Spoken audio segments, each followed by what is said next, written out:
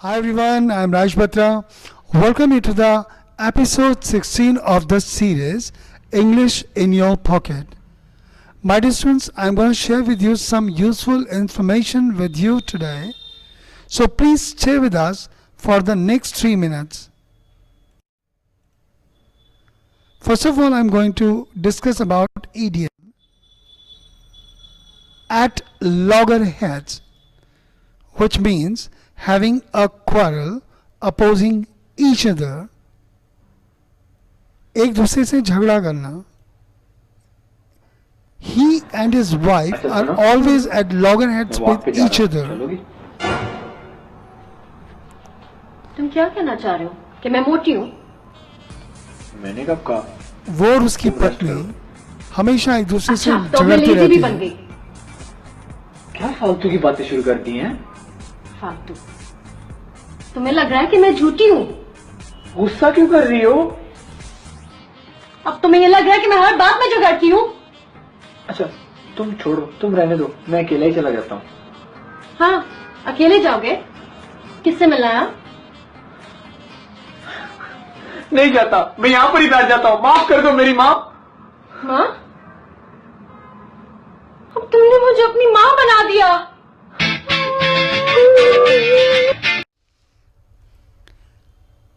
Which of the following is grammatically correct? इनमें से कौन सा ग्रामर की दृष्टि से सही है?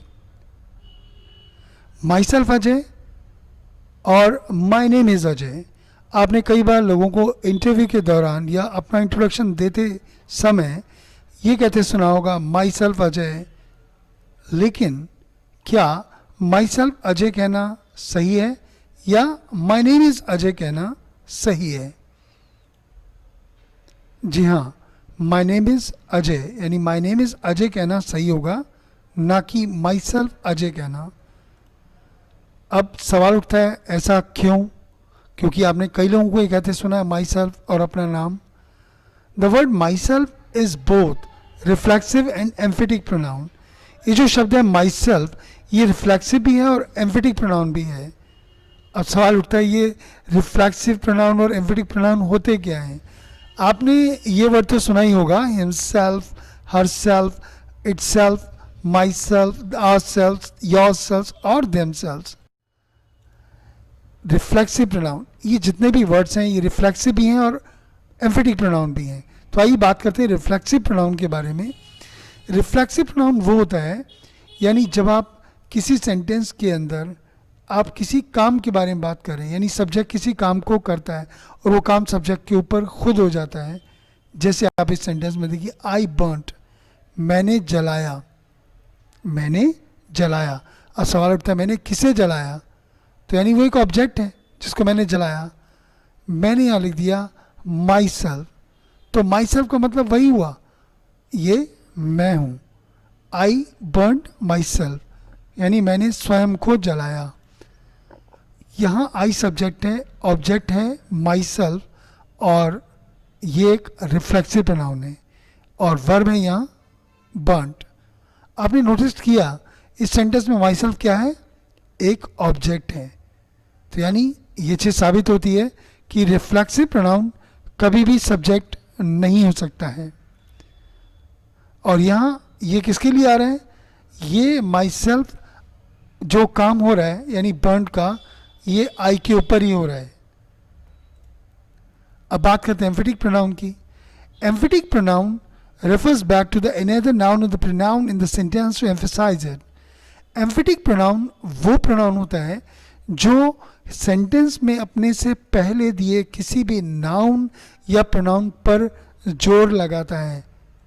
जैसे आप इस एग्जाम्पल में देखिए, दे देमसेल्व्स, उन्होंने स्वयं, वे स्वयं, प्रेफर यानी वे स्वयं प्रेफर करते हैं टू स्टे एट होम, घर पर रहना.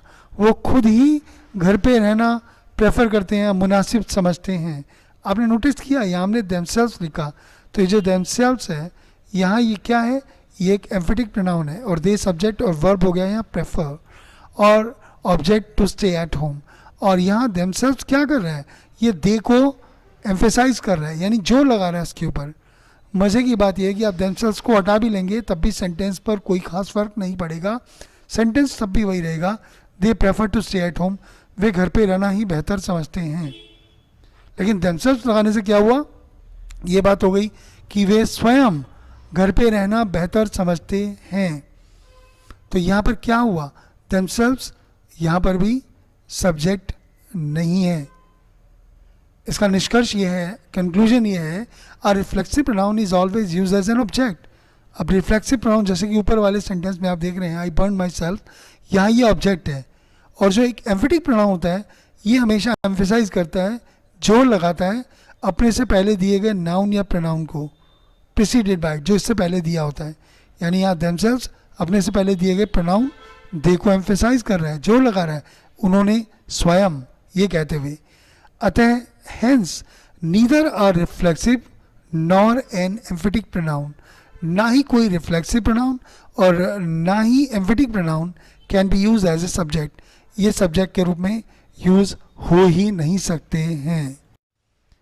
तो जब ये सब्जेक्ट के रूप में हो ही नहीं सकते हैं तो आप ये बताइए हम इन्हें किस हिसाब से माई सेल्फ पहले लगाएं। तो माई सेल्फ अजय कहने का मतलब कि माई सेल्फ यहाँ सब्जेक्ट हुआ, जो कि गलत है। और सही क्या होगा, माई नेम इज़ अजय, ये एक फॉर्मल तरीका है बात करने का। जब आप एक इंटरव्यू में जाते हैं तो आपको इसे ऐसा कहना चाहिए। आप चाहें तो आई एम अजय भी कह सकते हैं, यानी अपना नाम लगा सकते हैं उसके बाद। और ये एक इनफॉर्मल तरीका है, ये आप आम बातचीत में कह सकते हैं। और एक और बात, आप चाहें तो सिर्फ अजय भी कह सकते हैं। जब यारों दोस्तों में बात करते हैं, आजकल इंट्रोडक्शन में क्या होता है, तो बोलते हैं अजय, दैट्स इट, इतना कह भी काम हो जाता है। लेकिन माई सेल्फ अजय कहना, माई सेल्फ अपना नाम कहना, ये बिल्कुल गलत है।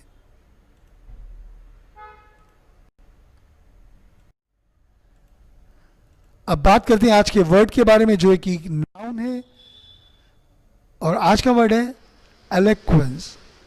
Eloquence, eloquence, which means fluency, articulacy, expression, expressiveness.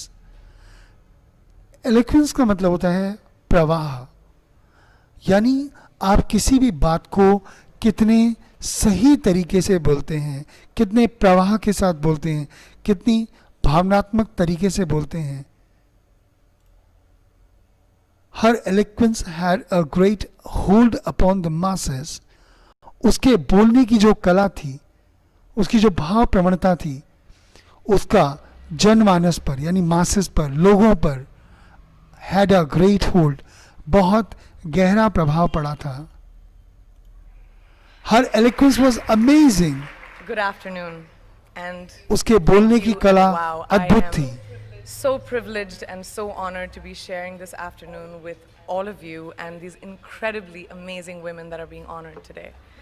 I'd like to extend my congratulations to each one of you, Octavia, Michelle, Kelly, Patty, and all 50 women that have been included in the Impact Report. Your achievements not just inspire me, but also so many others to work harder, to be better, and to make a dent wherever we can. So I'm very, very proud to be standing alongside of you. With that, the topic is over, and thanks for being with me. Have a nice day.